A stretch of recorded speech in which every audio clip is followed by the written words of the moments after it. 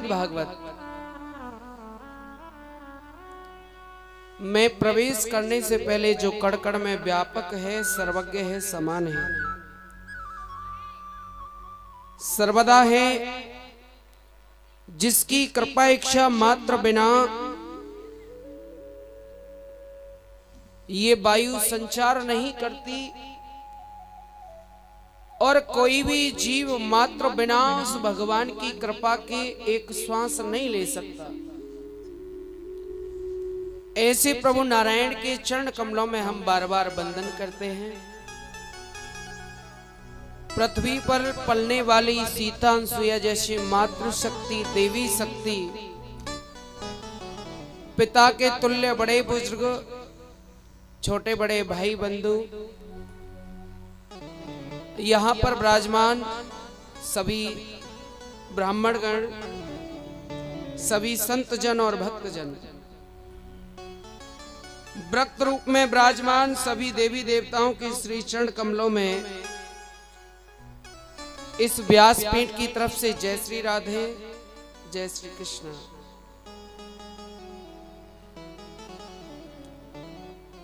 कल के पावन पवित्र दिवस में आपने कथा में श्रवण किया कि भगवान की प्राप्ति करने के लिए, भगवान को पाने के लिए केवल भाव की आवश्यकता है। भगवान की प्राप्ति करने के लिए केवल भाव की आवश्यकता है। भगवान के दरबार में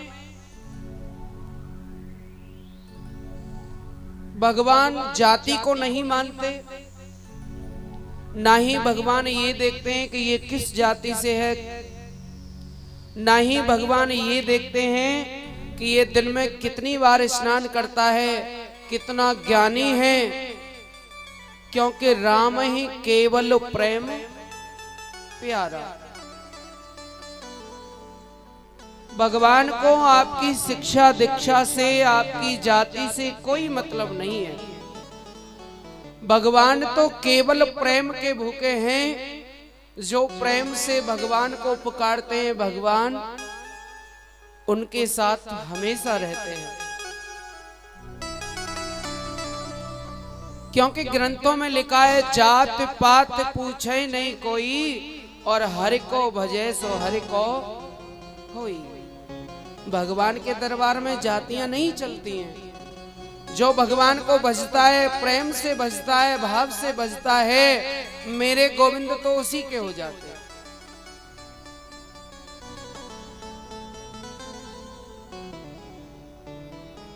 आप भगवान के दरबार में जाएं, कभी आपके अंदर क्षण भर की भी बनावट नहीं होनी चाहिए।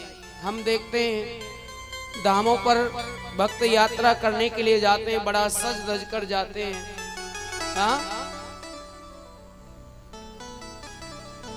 लेकिन आप यदि भगवान के समक्ष बेसहारा बनकर जाओगे तो वो आपको सहारा देगा, और यदि पहले से ही बनावट में बनकर चले गए तो फिर प्यारे सहारा नहीं मिल सकता।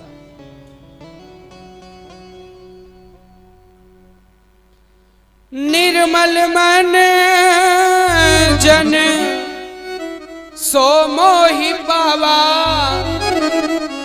भगवान स्वयं कह रहे हैं, निर्मल मन जन सो मोहि पावा,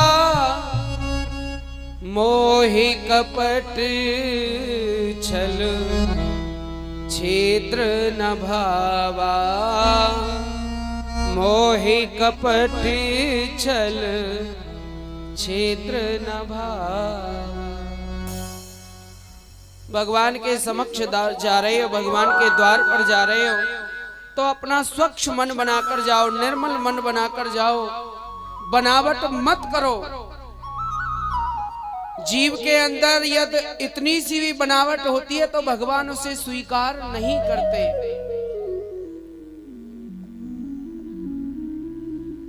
भगवान ने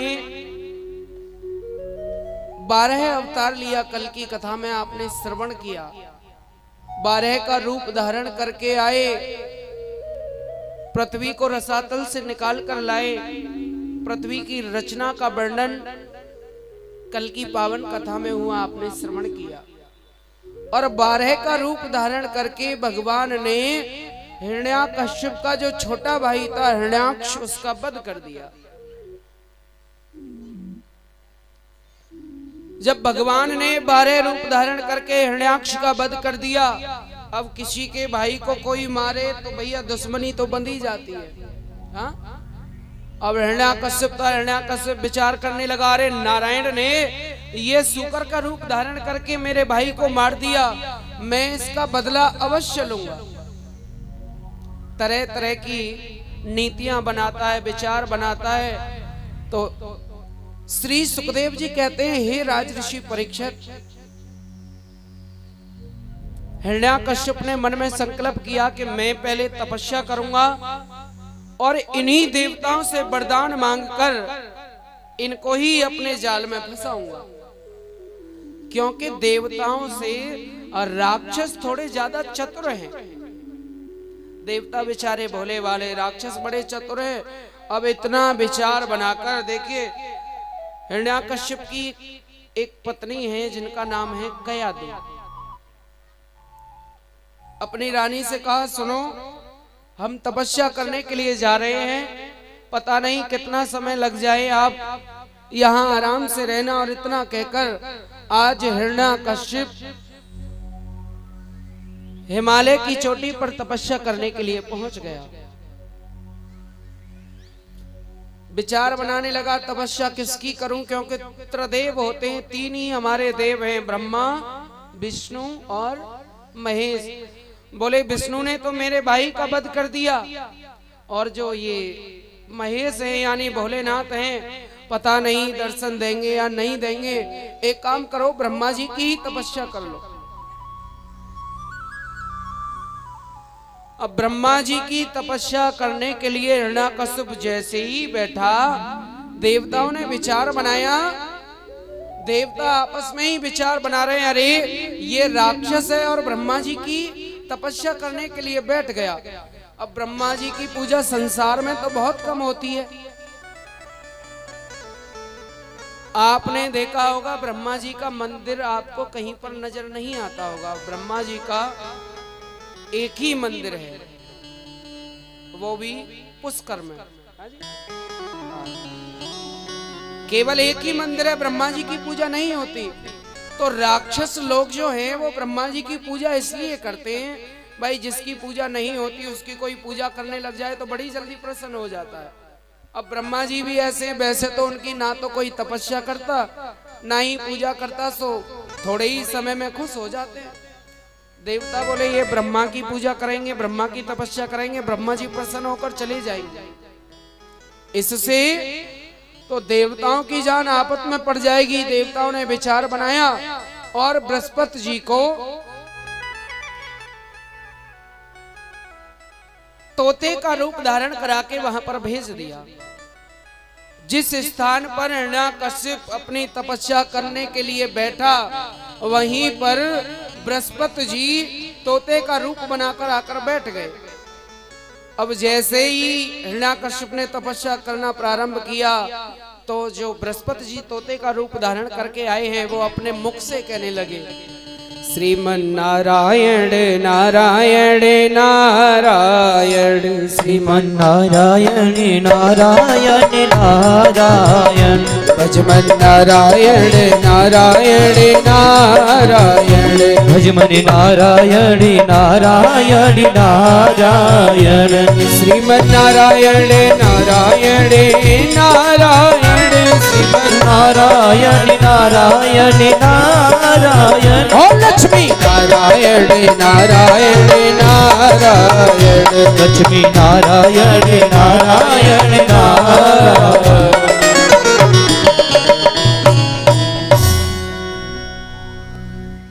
हिरण्याकश्यप ने जैसे ही तपस्या करना प्रारंभ किया, इतने में ही बृहस्पति जी जो तोते का रूप बनाकर आए हैं, नारायण नारायण कहने लगे। अब हिरण्याकश्यप के कानों में ये आवाज पहुंची कि कोई मेरे दुश्मन का नाम ले रहा है, भाई आज तो अब सगुन हो गया, अब हम तपस्या नहीं करेंगे। हिरण्याकश्यप ने अपने नेत्रों को खोलकर देखा तो नारायण कहने वाला कोई मनुष्य नहीं, एक पक्षी है, वो भी तोता। अब बड़ा आश्चर्य में पड़ गया, बोले ये कोई देवताओं की साजिश है। वहां से लौटकर अपने महलों के लिए आ गया। अब जो पत्नी कयादु है बड़ी भोली भाली है। जैसे ही हिरण्याकश्यप महलों में जैसे ही उन्होंने प्रवेश किया, पहुंचे, कयादु पूछने लगी, स्वामी आप तो तपस्या करने के लिए गए थे, इतनी जल्दी कैसे वापस आ गए? बोले तपस्या करने के लिए तो गए थे, लेकिन आज एक अपशगुन हो गया। कयादु ने पूछा, महाराज वो क्या? बोले जैसे ही हम तपस्या करने के लिए बैठे, कहीं से वहां पर एक तोते का बच्चा आ गया और वो नारायण नारायण कहने लगा। तो ये अपशगुन हो गया, उसने मेरे दुश्मन का नाम लिया। कयादु ने कहा ठीक है। बोले आज नहीं, अब तो कल जाएंगे, कल से तपस्या प्रारंभ करेंगे। अब सुबह से शाम हो गई। शाम को कयादु ने हिरण्याकश्यप के लिए भोजन लगाया, कहा महाराज आप भोजन कीजिए। अब जैसे हिरण्याकश्यप भोजन करने के लिए बैठा, कयादु ने फिर पूछ लिया, बोले स्वामी मुझे विश्वास नहीं होता कि एक तोते का बच्चा बोल सकता है, वो भी मनुष्य की वाणी में। हिरण्याकश्यप बोला, अरे आपको विश्वास नहीं होता, मैंने अपनी आंखों से देखा, उस तोते ने मेरे आगे नारायण नारायण कहा। कयादु बड़ी प्रसन्न हुई। क्यों? ये राक्षस है, ये पापी है, अधर्मी है। आज चलो एक तोते की वजह से इसने 2-4 नाम भगवान के अपने मुखारबिंद से लिए तो सही।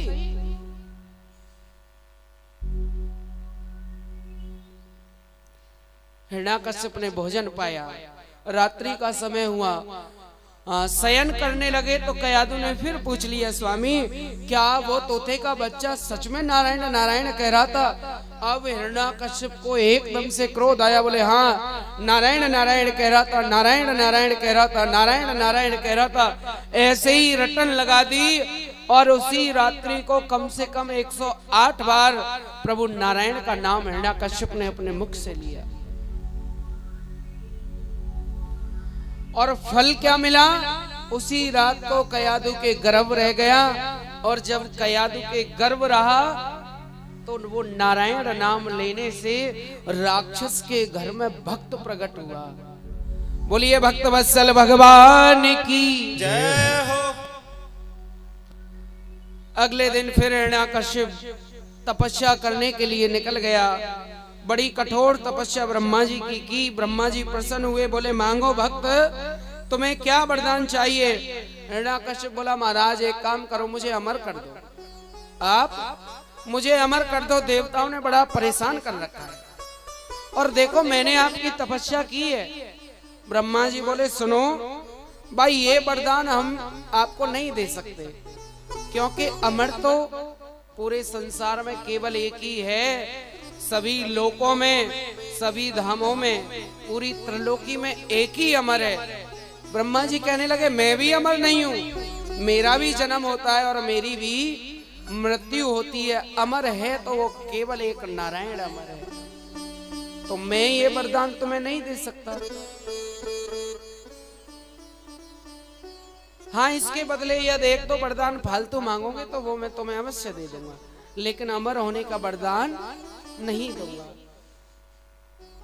अब हिरण्याकश्यप विचार करने लगा, बोले अमर होने का वरदान नहीं देंगे तो नारायण को परास्त कैसे करूंगा? अब थोड़े चतुर तो थे ही ये।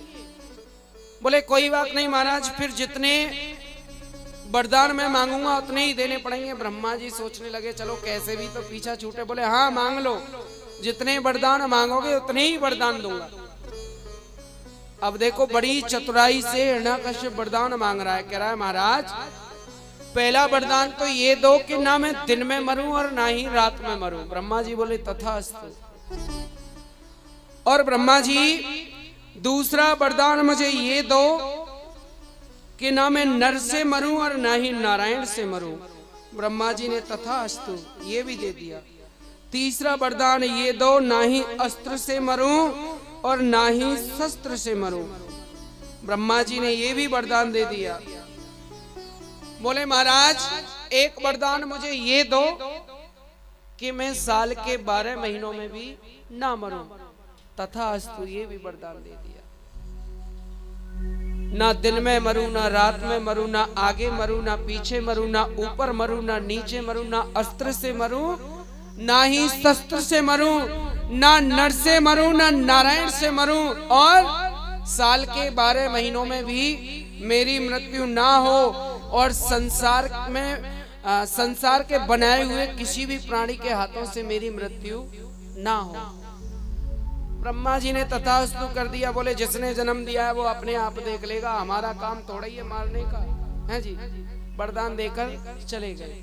अब जब वरदान दिया तो देवी देवता घबराने लगे। बोले ये ब्रह्मा जी ने क्या कर दिया, जब ये ना दिन में मरेगा, ना रात में मरेगा, ना आगे मरे, ना पीछे मरेगा, ना ही नर से ना नारायण से, तो इसे मारेगा कौन? यानी अब हमारी खैर नहीं है। ब्रह्मा जी ने तो फंसा दिया।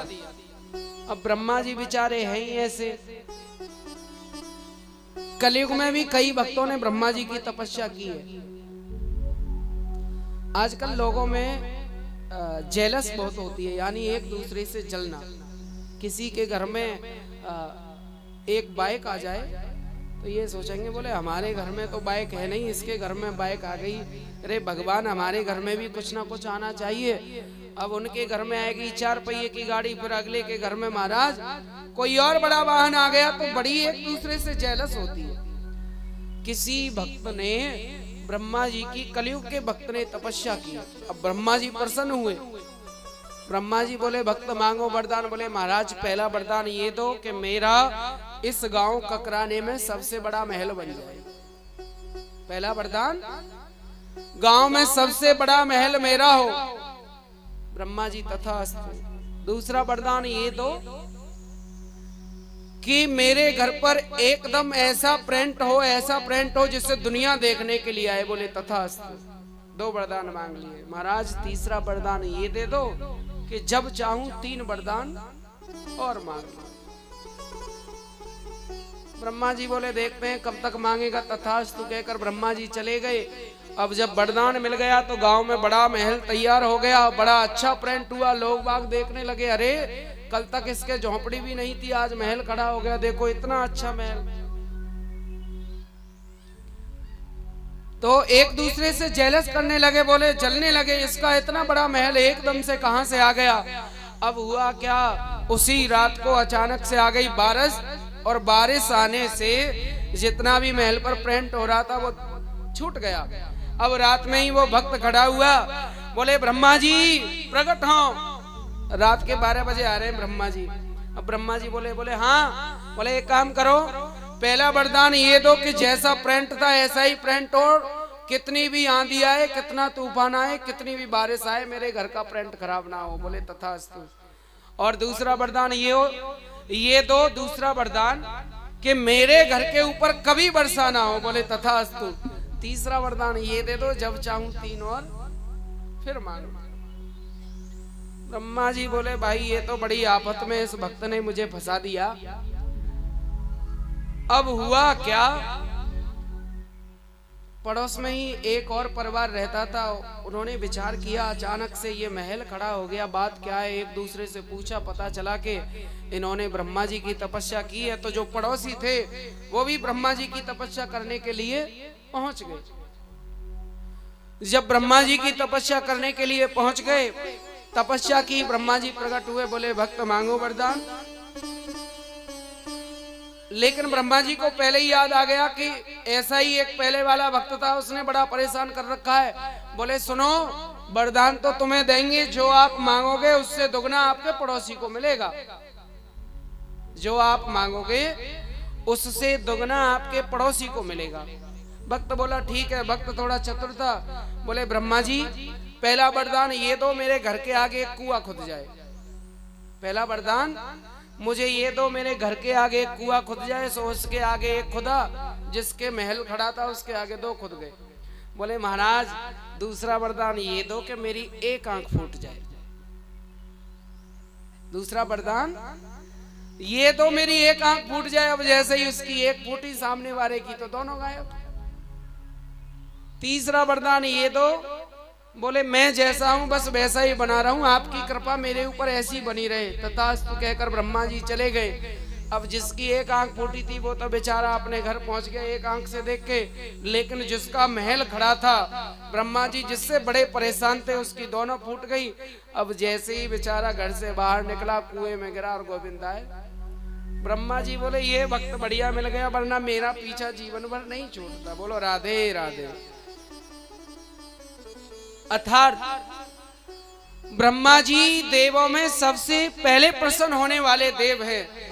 जब हिरण्याकश्यप ने उनकी तपस्या की, वरदान देकर चले गए, बोले जिसका मारने का काम है वो स्वयं देख लेगा, इतना कहकर चले गए। अब हिरण्याकश्यप ने विचार बनाया, बोले जब मैं ना तो नर से मरूंगा ना नारायण से, साल के 12 महीनों में भी नहीं मरूंगा तो मुझे मारेगा कौन। अपने राज्य में गया, जाकर ढिंढोरा पिटवा दिया कि आज से यदि पूजा होगी तो केवल हिरण्याकश्यप की पूजा होगी। मंदिर बनाए जाएंगे तो हिरण्याकश्यप के मंदिर बनाए जाएंगे, हवन में आहुति भी छोड़ी जाएंगी तो ओम हिरण्याकश्यपे स्वाहा, नारायण की पूजा नहीं होगी। और यदि कोई भी मेरे राज्य में नारायण की पूजा करता हुआ मिला, उसका नाम लेता हुआ मिला तो उसको मृत्यु दंड दिया जाएगा।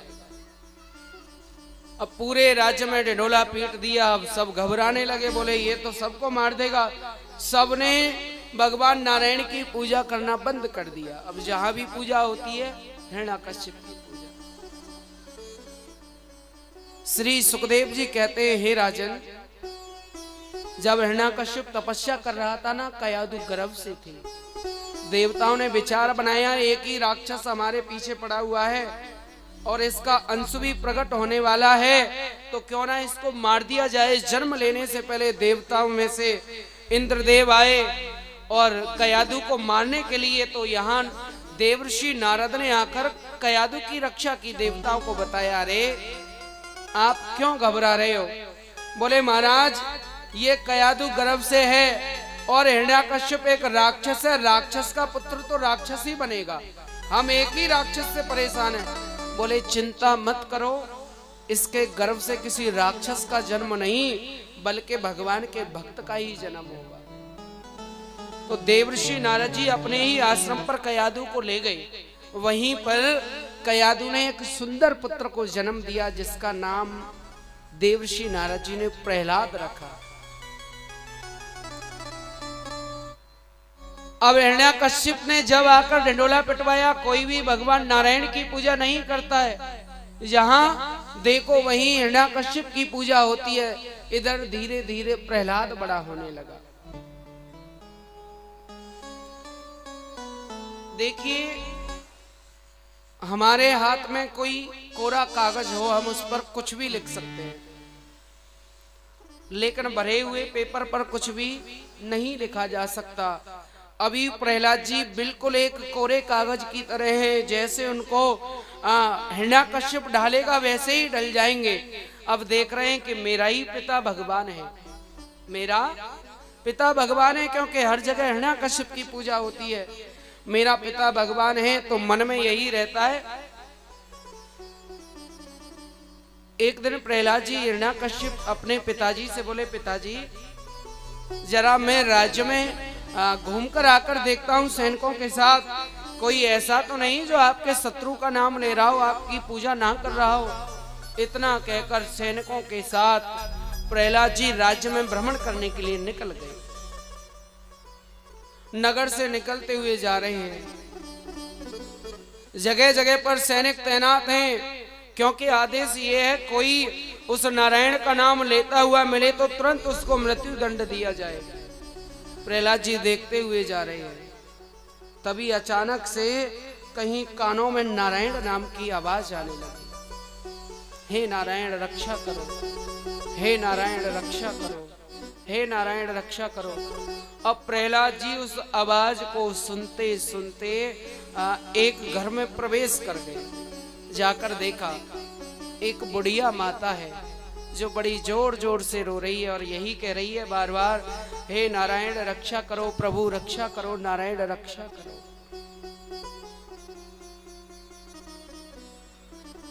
प्रहलाद जी ने जाकर कहा, अरे बुढ़िया माँ, क्या तुम्हें पता नहीं कि नारायण का नाम हमारे राज्य में नहीं लिया जाता? क्या मृत्यु का भय नहीं है? हाँ, यह तो मेरे पिता को मालूम पड़ा कि तुम नारायण का नाम ले रही हो तो तुम्हें मृत्यु दंड मिलेगा। ये नारायण है कौन? वो बुढ़िया माँ बोली, प्रहलाद, नारायण वो है जिसने पूरे संसार को रचा है, जिसने पूरे संसार की रचना की। वो परम पिता परमात्मा जगदीश्वर ही नारायण है, जिसकी सब पूजा किया करते हैं, जिसको भगवान कहते हैं। प्रहलाद जी बोले, ए बुढ़िया माँ, नारायण कोई भगवान नहीं, भगवान मेरा पिता हिरण्याकश्यप है, और यदि मैंने अभी बता दिया अपने पिता को तो तुम्हें मृत्यु दंड दिया जाएगा। तो वो बुढ़िया माँ रोते हुए कह रही है, अरे प्रहलाद, तेरा पिता भगवान नहीं है। अरे वो तो तेरे पिता का भी पिता है, क्योंकि उसको जगत पिता कहते हैं। वो जगत का पिता नारायण है, तेरे पिता के पिता को भी उसने ही बनाया है। प्रहलाद बोले, मां मैं कैसे मान लूं? क्या, और तुम इतना रुदन क्यों मचा रही हो, क्या कारण है? तो वो बुढ़िया मां बोली, बेटा मैं एक कुमारिन हूं, मेरा काम है गड़ा बनाना। आज मैंने कुछ गड़े अलावे में पकाने के लिए रखे हैं, और गलती से उन गड़ों के बीच में एक गड़ा था जिसमें बिल्ली के बच्चे बैठे हुए थे। मुझे ध्यान नहीं रहा, मैंने वो गड़ा भी अलावे में लगा दिया। अब मैं उस नारायण से प्रार्थना कर रही हूं, प्रभु आप उन बिल्ली के बच्चों की रक्षा करना। प्रहलाद बोले, क्या वो नारायण उनकी रक्षा करेगा? तो विश्वास के साथ उस बुढ़िया माँ ने कहा, हाँ, अरे जिसका रक्षक वो नारायण है, उसका दुनिया में कोई बिगाड़ने वाला नहीं है, उसका कोई बाल बांका नहीं कर सकता। प्रहलाद जी बोले, तो बुढ़िया माँ, यदि तेरे नारायण में इतनी शक्ति है तो मैं सुबह तक यहीं रहूंगा। यदि वो बिल्ली के बच्चे जीवित निकले तो मैं मान जाऊंगा कि मेरा पिता भगवान नहीं, वो नारायण ही भगवान है। और यदि वो बिल्ली के बच्चे जीवित नहीं निकले तो फिर तुम्हें मृत्यु दंड दिया जाएगा, और तुम्हें मानना ही होगा कि मेरा ही पिता भगवान है। पूरी रात्रि प्रहलाद जी वहीं पर खड़े रहे, और पूरी रात्रि बुढ़िया माँ की रोते रोते निकल गई, प्रभु रक्षा करना, नारायण रक्षा करना। जैसे ही सुबह का समय हुआ, उस बुढ़िया माँ ने अलावे में से गढ़ों को निकालना प्रारंभ किया। पहला गढ़ा निकाला, पका हुआ। दूसरा गढ़ा निकाला, वो भी पका हुआ। जैसे जैसे गढ़े निकालते जा रही हैं, वैसे वैसे सांस जो है वो तेज गति से चलने लगी, क्योंकि हे प्रभु कहीं ऐसा ना हो कि वो बिल्ली के बच्चे जीवित नहीं हुए तो इस कुमारिन को भी मृत्यु दंड मिलेगा। आंखों में आंसू आने लगे। एक गड़ा निकाला, दूसरा निकाला, तीसरा निकाला, ऐसे ही गढ़ों को निकालने लगी। अंतिम में केवल एक गड़ा शेष बचा। बुढ़िया माँ की आंखों से आंसू की झड़ी बहने लगी। प्रभु आज इस भक्त की लाज केवल आपके हाथ में है। अब केवल बात मेरी मृत्यु की नहीं है कि मेरी मृत्यु हो जाएगी, बात अब है केवल विश्वास की। मैंने इस प्रहलाद को विश्वास दिलाया है कि केवल और केवल नारायण भगवान है और वो सबका रक्षक है। तो प्रभु आज इस अपनी भगत की लाज तुम्हारे हाथों में है। जैसे ही अलावे में अंदर हाथ डालकर वो अंतिम गड़ा निकाला तो गड़ा एकदम कच्चा निकला। बिल्ली के बच्चे उसमें से चिल्लाते हुए निकलकर बाहर भाग गए। जाको राखे साइया मार सके ना कोई, बाल न बाको है सके जो जग बैरी।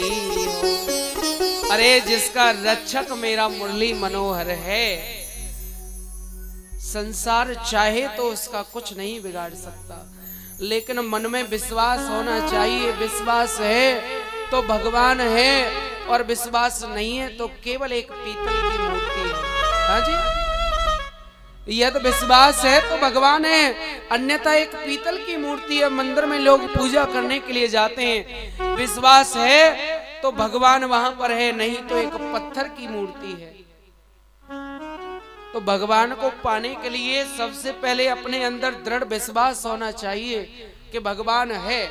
कुछ भक्त ऐसे होते हैं, हमने देखा है कई जिन्हें आर्य समाजी कहते हैं, होते हैं ना आर्य समाज वाले, वो कहते हैं जी भगवान नहीं होते हैं, आप पत्थर की पूजा करते हैं, और भगवान तो निराकार है, वो निराकार की पूजा करते हैं। लेकिन जब आप निराकार की पूजा करते हैं फिर भी प्रभु श्री रामचंद्र भगवान को वो मानते हैं, तो क्या रामचंद्र जो थे वो भगवान नारायण नहीं थे? हाँ, जब वो निराकार है तो साकार रूप में यशोदा का लाला कैसे बनकर आया? जब वो निराकारी है तो कौशल्या के घर पर राम कैसे बनकर आया? हाँ, अरे प्यारो, उसी को निराकार कहते हैं जिसका कोई आकार नहीं, और वही जब जब संसार पर और हमारे धर्म पर कोई विपत्ति आती है तो वही साकार रूप धारण कर कर पृथ्वी पर आते हैं। बोलना तो पड़ेगा।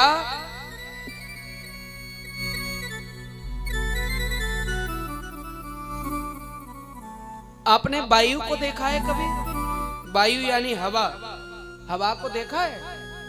नहीं देखा। क्यों? क्योंकि हवा का रूप जो है वो निराकार है, हवा दिखती नहीं है लेकिन है। हाँ जी, है तो सही ना। अब आप ये कहने लग जाओ जी हवा नहीं है, तो ऐसा हो सकता है कि हवा नहीं हो? हवा दिखती नहीं है क्योंकि रूप उसका निराकार है, लेकिन है। ऐसे ही भगवान का रूप निराकार है लेकिन भगवान है। भगवान को साकार के रूप में हम और आप उन्हें पूजते हैं। अरे जिसकी मूर्ति को देखकर, जिसकी केवल मात्र प्रतिमा को देखकर हम उसके अधीन हो जाते हैं, हमें उससे प्रेम हो जाता है। मानो यदि गलती से वो साकार रूप में तुम्हारे समक्ष खड़ा हो गया आकर, तो आपका क्या होगा?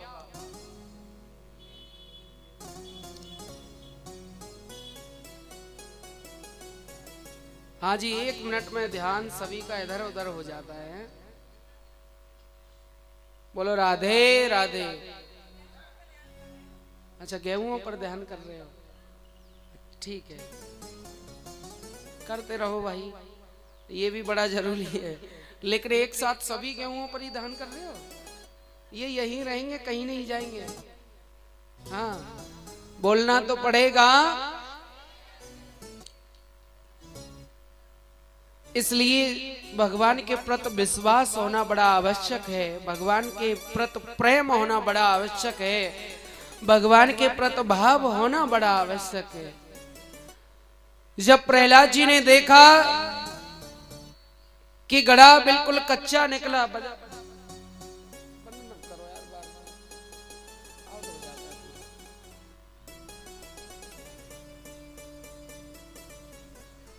मन में विश्वास प्रकट हो गया कि मेरा पिता भगवान नहीं, भगवान तो केवल नारायण है। और उसी दिन से मन में दृढ़ संकल्प कर लिया कि मैं केवल नारायण का ही भक्त बनूंगा, नारायण की ही पूजा करूंगा।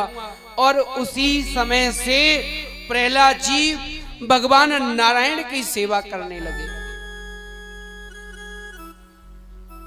पिताजी ने पढ़ने के लिए दैत्य गुरुकुल आश्रम में भेजा। दैत्यों का गुरुकुल है, यानी राक्षसों का गुरुकुल, जहां पर राक्षसी विद्या सिखाई जाती है। अब प्रहलाद जी वहां पर पहुंचे। गुरुदेव राक्षसी विद्या सिखाते हैं, लेकिन प्रहलाद जी कभी इधर जाकर छुप जाना, भगवान का भजन करना, कभी उधर जाकर छुप जाना। प्रहलाद जी शिक्षा तो नहीं सीखते, कभी इधर जाते हैं, कभी उधर जाते हैं, केवल भगवान का भजन करते हैं। एक दिन क्या हुआ, जो गुरुकुल के गुरु थे वो किसी कार्यवश गुरुकुल से बाहर गए। प्रहलाद जी ने जितने भी गुरुकुल में बच्चे थे सभी को अपने पास बुलाया और कहा, देखो आज तो गुरुजी बाहर गए हुए हैं, चलो आज हम एक खेल खेलते हैं। और देखो इनका खेल भी बड़ा प्यारा है। बच्चों से कहा आज हम एक खेल खेलेंगे। सभी बच्चे खेलने के लिए तैयार हो गए। प्रहलाद जी ने बच्चों को एक गोला बनाकर बैठा दिया। उस गोले के बीच में आकर स्वयं बैठ गए।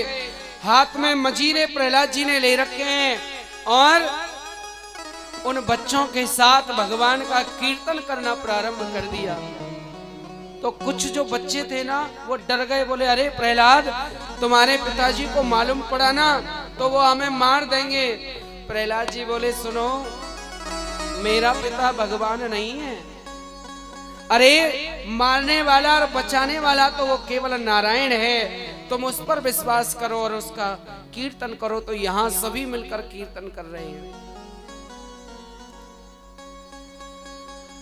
और देखिए, केवल 7 दिन के अंदर आपको यही सिखाया जाएगा, यही बताया जाएगा कि बिना भगवान के भजन के, बिना उनके नाम के संसार में कुछ भी नहीं है।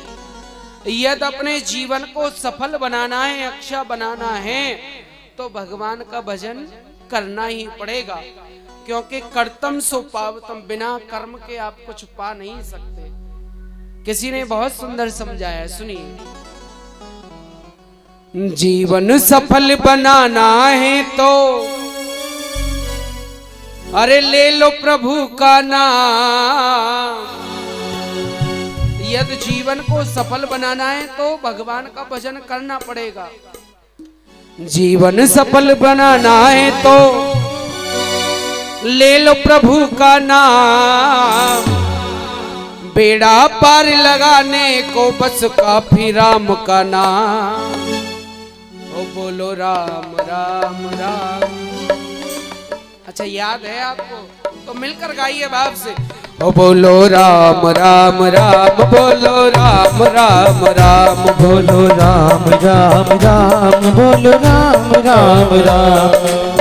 जीवन सफल बनाना है तो ले लो प्रभु का नाम। जीवन सफल बनाना है तो ले लो प्रभु का नाम। ओ बेड़ा पार लगाने को बस काफी राम का नाम। बोलो राम राम राम, बोलो राम राम राम, ओ बोलो राम राम राम, बोलो राम राम राम।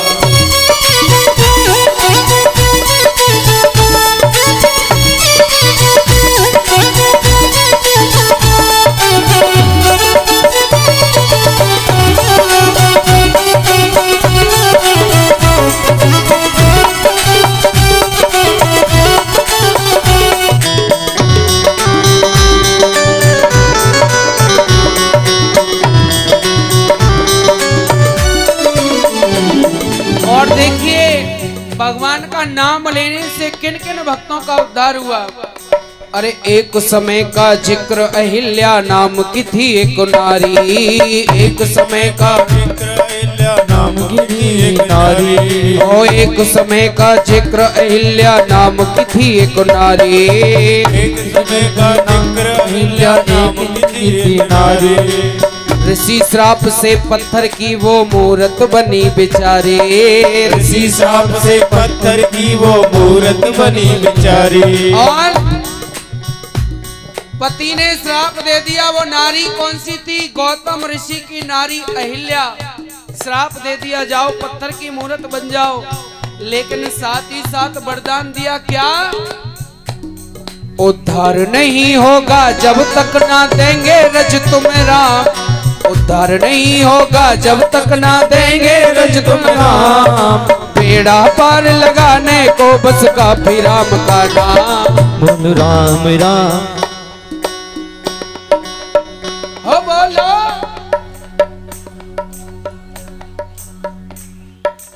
रंगे माटी के धौंधा के धौंधा हैं।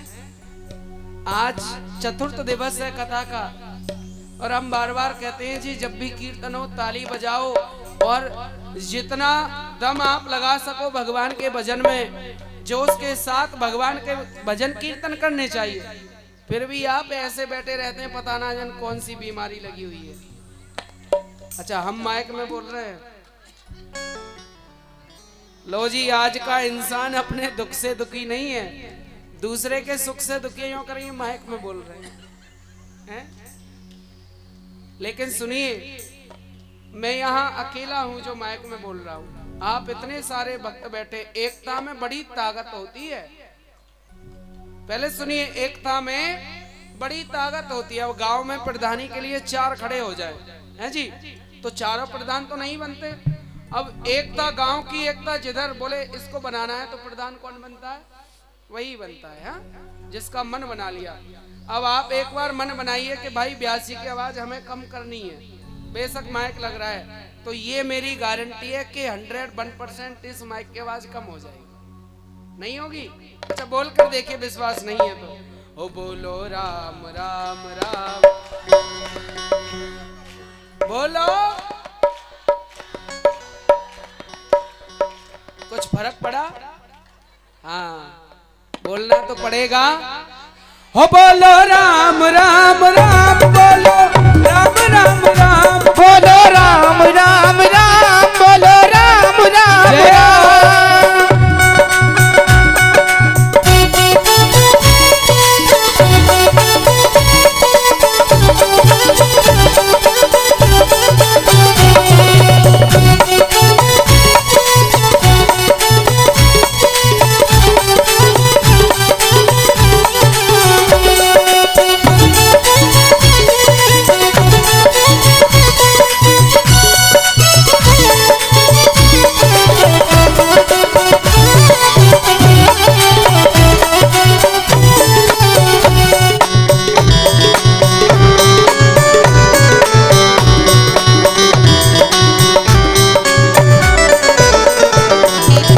जब जब पाप बढ़ा धरती पर तब तब भगवान आए। जब जब पाप बढ़ा धरती पर जब जब भगवान आए। हाँ, जब जब पाप बढ़ा धरती पर तब तब भगवान आए। जब जब पाप बढ़ा धरती पर जब जब भगवान आए। कभी सीता संग, कभी रुक्मिणी संग, कभी राधा संग आए। कभी सीता संग, कभी रुक्मिणी, सब कभी राधा संग आए। और सुनिए, बुरा कर्म करने वाले तेरा होगा बुरा।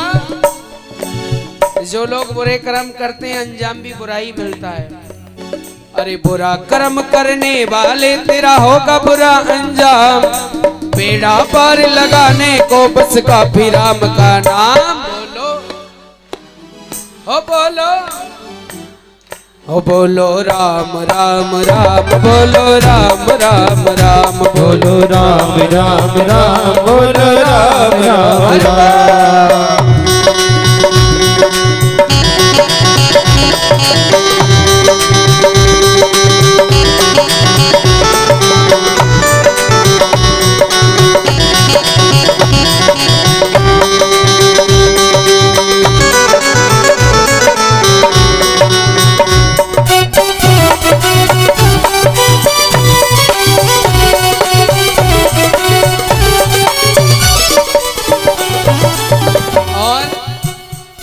अरे राम भजन में बैठ के जो भाई ध्यान नहीं देता है। राम भजन में बैठ के भाई जो ध्यान नहीं देता है। अरे हरि कथा में बैठ के जो भाई ध्यान नहीं देता है।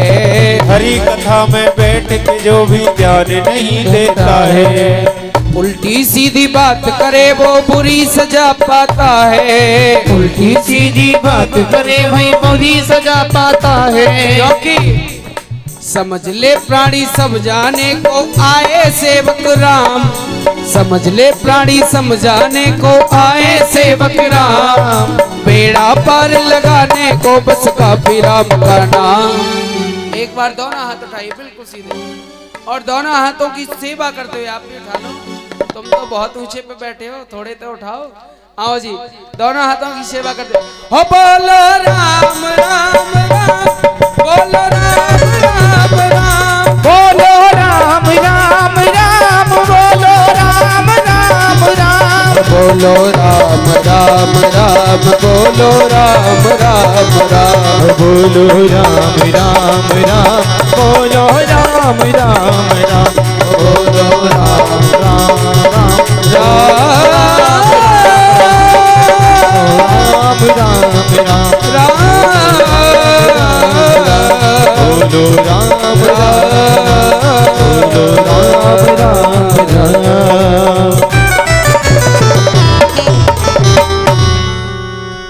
बोलना तो पड़ेगा राधे। जीवन सफल बनाना है तो ले लो प्रभु का नाम, बेड़ा पार लगाने को बस काफी राम का, बोलो राम राम राम बोलो। अब यही प्रहलाद जी अपने मित्रों के साथ कीर्तन गा रहे थे, इतने ही में गुरुदेव आ गए। गुरुजी बोले अरे ये क्या कर रहे हैं, ये तो नारायण का नाम ले रहे हैं। और प्रहलाद स्वयं बैठकर यदि इनके पिता हिरण्याकश्यप को पता चला तो इनके साथ साथ तो हमारी मृत्यु हो जाएगी। अब दौड़े दौड़े आए, जैसे ही रोकने के लिए प्रहलाद जी को हाथ लगाया सो वो भी राम राम कहने लगे, वो भी नारायण नारायण कहने लगे। अब इधर हिरण्याकश्यप के मन में विचार आया कि एक बार चलकर जाकर देखना चाहिए कि मेरा जो पुत्र है वो कैसी शिक्षा प्राप्त कर रहा है गुरुकुल में। अब ये विचार बनाकर हिरण्याकश्यप अपने महलों से गुरुकुल के लिए आने लगे। अब गुरुकुल में तो कीर्तन चल रहा था, प्रहलाद जी बच्चों को लेकर कीर्तन कर रहे थे। गुरुदेव आए, गुरुदेव ने रोकने का प्रयास किया, उनको भगवान के नाम का करंट लगा, वो भी राम राम नारायण नारायण कहने लगे, भगवान का नाम लेने लगे। अब इधर जैसे ही हिरण्याकश्यप वहां पहुंचा उसने देखा अरे ये तो मेरे शत्रु का नाम ले रहे हैं, और इन बच्चों की तो छोड़ो, इस गुरुकुल के गुरु स्वयं मेरे दुश्मन का नाम ले रहे हैं। एकदम से गए जाकर जो गुरुदेव थे वहां पर दैत्यों के गुरु शुक्राचार्य जी, एक लात मारी सो गुरु जी तड़ाम से पल्ली तरफ। अब यहाँ एक प्रश्न उठता है, बोले जी जब गुरुदेव ने हाथ लगाया प्रहलाद जी से आकर, क्योंकि वो राक्षसों के गुरु थे, वो भी नहीं चाहते थे कि यहाँ नारायण का कीर्तन हो, भगवान का नाम लिया जाए, लेकिन जब उन्होंने हाथ लगाया तो उनको करंट लगा और वो भगवान का नाम लेने लगे। लेकिन जब हिरण्याकश्यप का स्पर्श गुरु से हुआ तो हिरण्याकश्यप को करंट क्यों नहीं लगा? हा? उसने भगवान का नाम क्यों नहीं लिया? क्योंकि यदि हिरण्याकश्यप भगवान का नाम लेता तो उसके पाप कम हो जाते, और भगवान को हिरण्याकश्यप का जल्दी करना था उद्धार, इसलिए हिरण्याकश्यप को करंट नहीं लगा।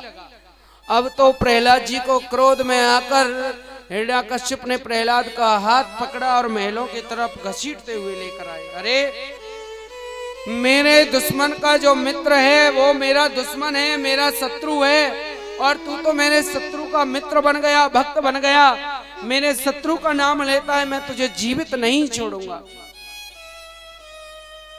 महलों में लेकर आ गए, कयादू हाथ जोड़कर खड़ी है, स्वामी ये बच्चा है, इसे एक बार माफ कर दो, इसे पता नहीं कि आप ही भगवान हो। सो इतने में प्रहलाद जी बोले मैया चिंता मत करो, डरने की कोई बात नहीं है, ये मुझे क्या मारेंगे, जब जन्म देने वाला वो और मारने वाला वो, तो ये मेरी मृत्यु कैसे कर सकते हैं, आप चिंता मत करो। अब जब भगवान का नाम, भगवान की चर्चा प्रहलाद जी वहां हिरण्याकश्यप के सम्मुख खड़े होकर कर रहे हैं तो हिरण्याकश्यप का और क्रोध बढ़ता जा रहा है। बोले ये तो मेरा शत्रु है और मैं अपने शत्रुओं को जीवित नहीं छोड़ता। सैनिकों को बुलाया, जाओ इस मेरे शत्रु को ऊंची पहाड़ियों से ढकेल दो, जो इसकी मृत्यु हो जाए। अब बेचारे सैनिक प्रहलाद से बड़े प्रेम करते हैं, लेकिन फिर भी राजा का आदेश है, तो प्रहलाद जी को पकड़ा, ऊंची पहाड़ियों पर ले गए और ऊंची पहाड़ियों से प्रहलाद जी को नीचे फेंक दिया। भगवान नारायण का नाम लेते लेते प्रहलाद जी जैसे ही धरनी पर आने वाले थे, इतनी देर में मेरे प्रभु ने दोनों हाथ आकर सीधे कर दिए और आकर प्रहलाद की रक्षा की। अब तो महाराज प्रहलाद जी का और विश्वास बढ़ गया, बोले प्रभु मेरे रक्षक हैं, अब मुझे चिंता करनी ही नहीं है, अब वहां से हिरण्याकश्यप बड़ा प्रसन्न हुआ, बोले चलो मेरे शत्रु का, अब तो जो मेरा शत्रु था उसका नाश हो गया, कोई बात नहीं, मेरा पुत्र था लेकिन वो नारायण का भक्त था, मेरा शत्रु था, अब तो मर गया होगा। लेकिन शाम को प्रहलाद जी धीरे धीरे फिर महलों में पहुंच गए।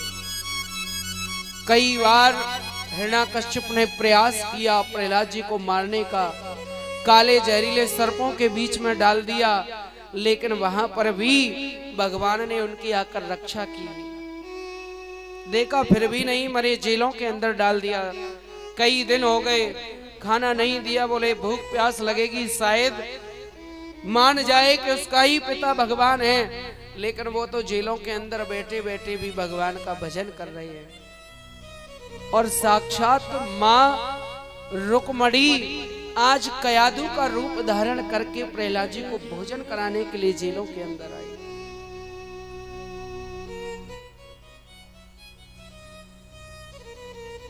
हिरण्याकश्यप ने प्रहलाद को जेलों के अंदर से बुलाया, कहा बेटा अरे वो नारायण भगवान नहीं है, उसने तेरे चाचा को मारा है, मेरे भाई को मारा है, वो हमारा शत्रु है, तू उसका नाम मेरे आगे मत लिया कर।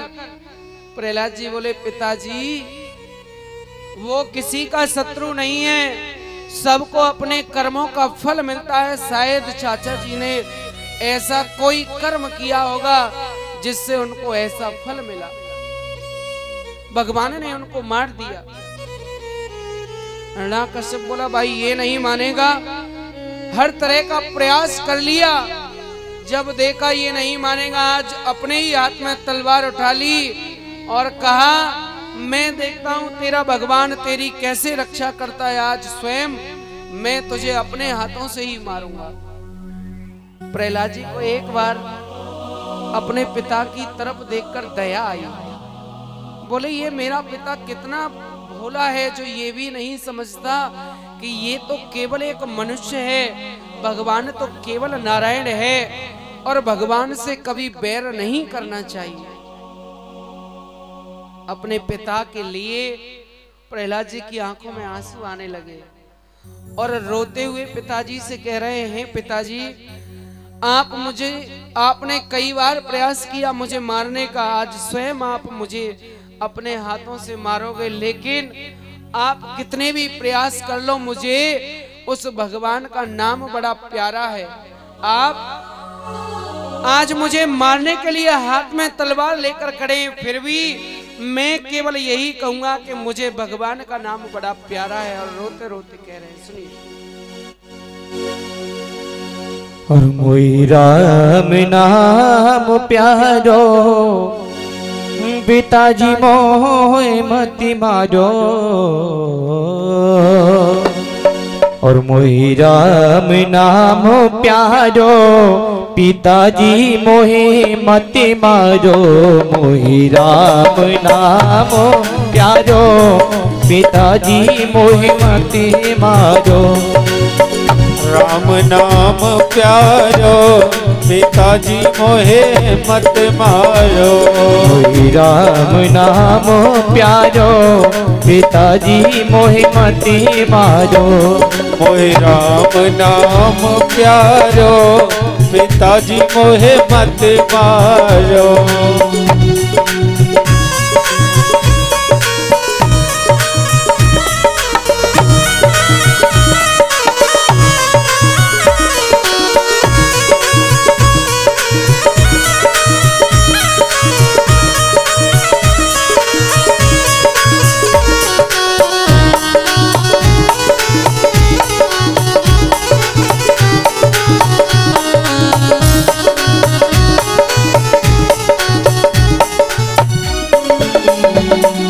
राम नाम शक्ति पिताजी जाने गज मत बाजो, राम नाम शक्ति पिताजी जाने गज मत बाजो, हो ना भूलूंगो राम नाम को बेशक मोह को मारो, ना भूलूंगो राम नाम को बेशक मोह को मारो, हो ना भूलूंगो राम नाम को बेशक मोह को मारो, ना भूलूंगो बोलूंगो राम नाम को बेशक मोको मारो।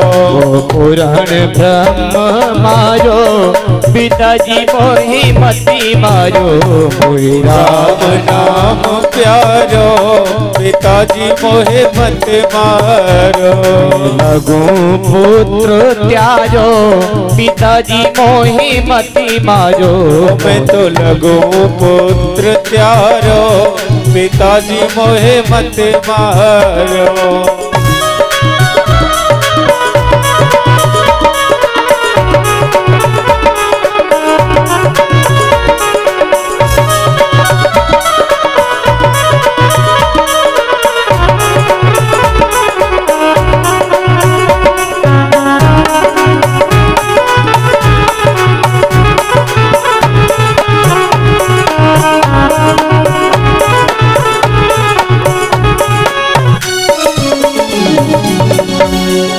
राम नाम से गंगा यमुना और तर गई त्रिवेणी। राम नाम से गंगा यमुना और तर गई त्रिवेणी।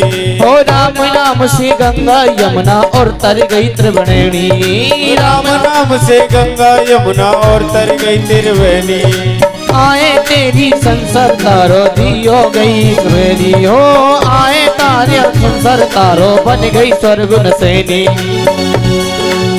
और देखो मैं हूँ और देखो मैं हूँ देखो मैं हूँ भक्त न्यारो पिताजी मोहि मत मारो। मोहि राम नाम प्यारो पिताजी मोहे मत मारो। मैं लगूं पुत्र त्यारो पिताजी मोहि मत मारो। मैं तो लगूं पुत्र त्यारो पिताजी मोहे मत मारो। मोहि राम नाम प्यारो पिताजी मोहे मत मारो। मोहि राम नाम प्यारो पिताजी मोहे मत मारो। बोलिए गोविंद भगवान की जय।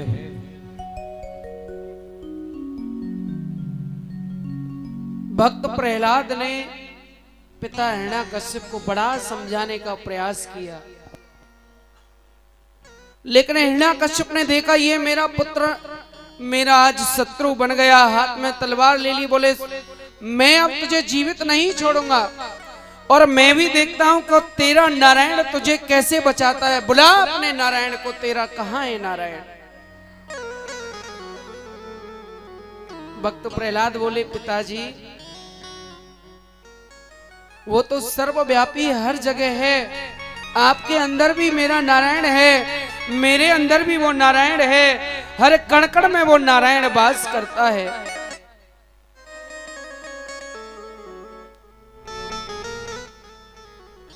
महल का एक खम्भ वहीं पर खड़ा था। हिरण्याकश्यप बोले क्या यहाँ तेरा नारायण है? बोले हाँ पिताजी यहाँ भी मेरा नारायण है। हिरण्याकश्यप बोला क्या इस खम्भ में भी तेरा नारायण है? बोले हाँ पिताजी इस खम्भ में भी मेरा नारायण है। तलवार लेकर हिरण्याकश्यप खम्भ की तरफ जैसे ही दौड़ने लगा, प्रहलाद ने खम्भ की जेट भर ली। तभी कानों में अंदर से आवाज हुंकार आ रही है। विश्वास हो गया कि इसमें भी मेरे प्रभु वास कर रहे हैं। जैसे ही तलवार को लेकर हिरण्याकश्यप खम्भ की तरफ दौड़ा, एकदम से वो खम्भ फट गया और उसमें से नरसिंह भगवान प्रकट हो गए। बोलिए नरसिंह भगवान की जय हो। जैसे ही नरसिंह भगवान प्रकट हुए, देखिए बड़ा कैसा अद्भुत रूप है। आधा शरीर नर का है, आधा सिंह का है। नरसिंह भगवान ने एकदम से हिरण्याकश्यप को पकड़ लिया और बीच दहली में ले जाकर बैठ गए, अपनी जंघा पर रख लिया और वहां जाकर बैठ गए। तो हिरण्याकश्यप हंसने लगा।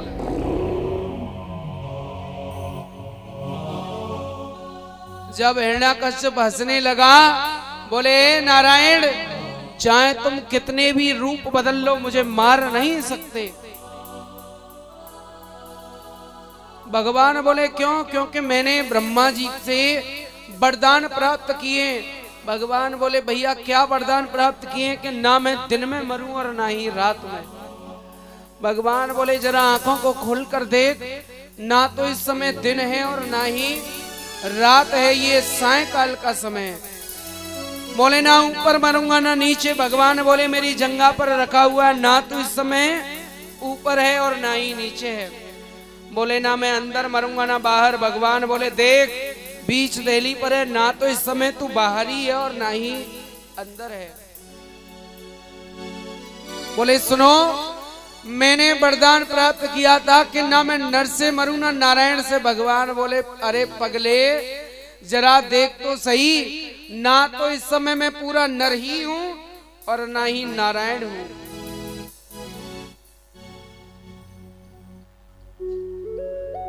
हिरण्याकश्यप बोला तो महाराज फिर भी नहीं मार सकते। क्यों?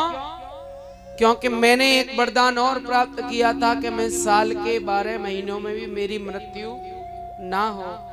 भगवान बोले बेटा चिंता मत कर, ब्रह्मा ने हमको नहीं, हमने ब्रह्मा को बनाया है, हम ब्रह्मा के पिता हैं। उसने तुझे वरदान दिया साल के 12 महीनों में तेरी मृत्यु नहीं होगी, तो इसलिए हमने तेरे लिए स्पेशल एक 13वां महीना बना दिया जिसे कहते हैं अधिक मास, और गांव की भाषा में लौंद का महीना।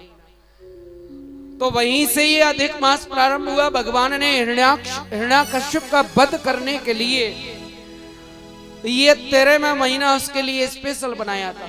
बोले सुनो फिर भी नहीं मार सकते। क्यों? क्योंकि ना मैं अस्त्र से मरूंगा ना ही शस्त्र से मरूंगा। भगवान बोले ना तो मेरे पास इस समय अस्त्र हैं और ना ही शस्त्र हैं। भगवान ने अपने लंबे लंबे नाखून दिखाए और हिरण्याकश्यप की छाती में गाड़ कर बीच में से उसको फाड़ दिया।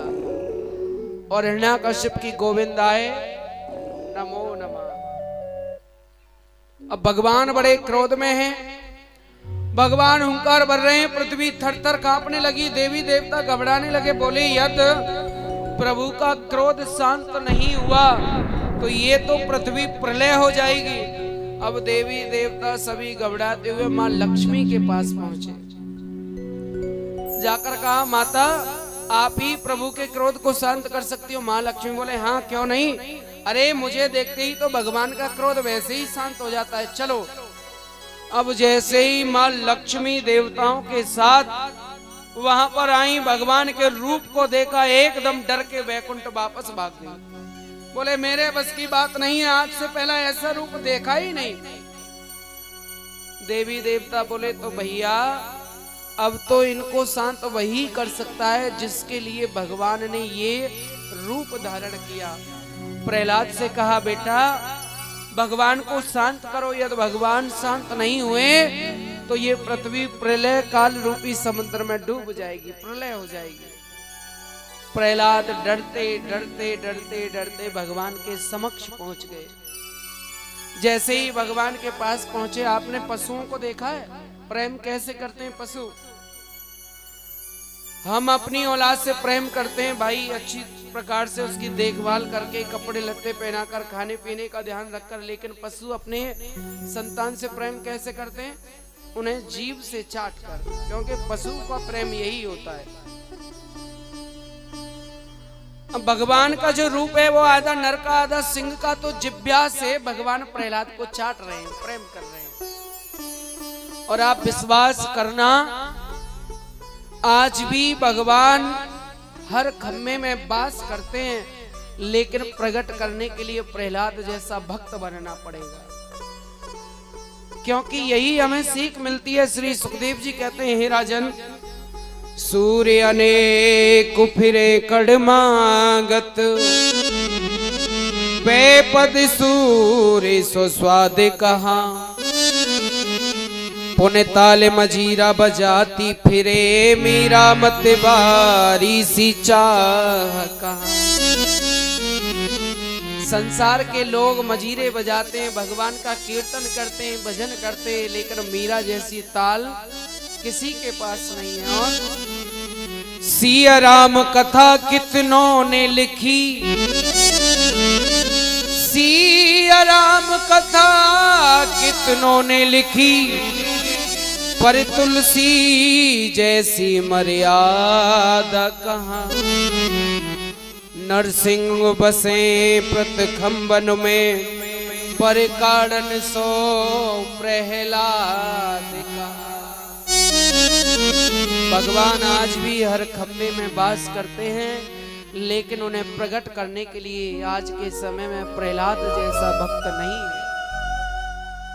भगवान बड़ा प्रेम कर रहे हैं। प्रहलाद से कहा, भक्त कोई वरदान मांगो, मैं तुम्हें वरदान देना चाहता हूँ।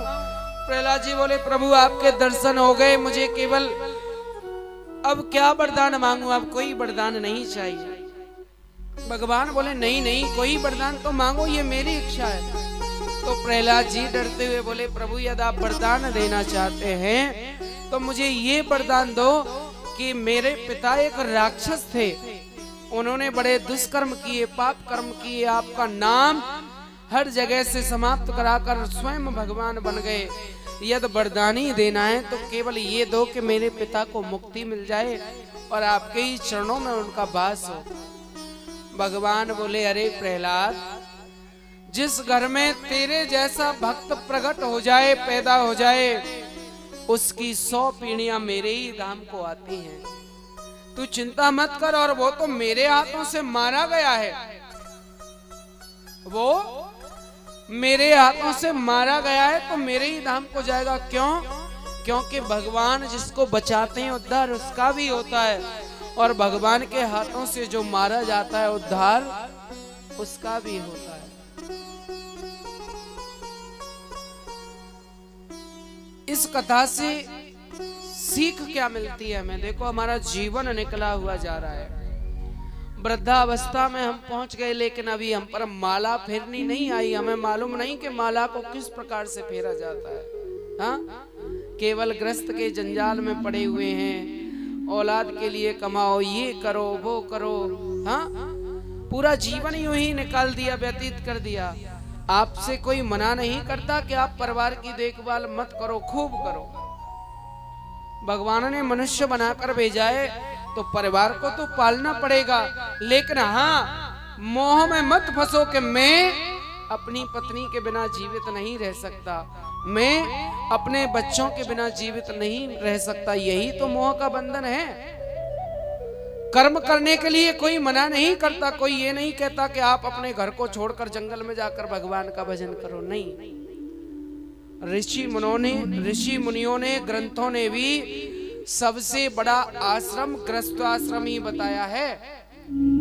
सबसे बड़ा आश्रम क्या है? गृहस्थ आश्रम। जिसने घर में रहकर विपत्तियों को झेलकर भगवान की प्राप्ति की, वो भगवान का सबसे बड़ा भक्त होता है, क्योंकि गृहस्थ आश्रम सबसे बड़ा होता है। कर्म हमें करने चाहिए, लेकिन जो हमारा मन है ना, मन केवल भगवान के चरणों में लगा रहे, क्योंकि यहाँ पर लिखा भी है और सभी यही कहते हैं, कर से कर में करहो विधि नाना, कर से कर में करहो विधि नाना, कर से कर में करो विधि नाना, कर से कर में करो विधि नाना, मन राखो जहाँ कृपा निधाना, मन राखो जहाँ कृपा निधान। कर से कर्म करो विधि नाना, मन राखो जहाँ कृपा निधाना। आवश्यकता ये नहीं है कि आप माला ही पहने तभी भगवान का भजन होगा, नहीं। अपने कर कहते हैं हाथों के लिए, कर से कर्म करो विधि नाना, अपने हाथों से सारे कर्म करते रहो, सब कार्य करते रहो, लेकिन जो मन है ना, मन को केवल मात्र भगवान के चरणों में समर्पित कर दो, आपका उद्धार हो जाएगा, आपका जीवन सुखमय हो जाएगा। अब कई भक्त ऐसे होते हैं, बोले महाराज जी यदि मन भगवान के चरणों में लगा रहेगा तो कर्म कैसे करेंगे? कर्म करने के लिए मन की आवश्यकता नहीं पड़ती, बुद्धि की आवश्यकता पड़ती है। बुद्धि हम पर कर्म कराती है, तो अपनी बुद्धि को कर्म में लगा दो, कार्य करने में, और मन जो है वो ये फ्री है, मन जो है वो हमारा फ्री रहता है। अब कोई आदमी फ्री रहेगा तो उल्टे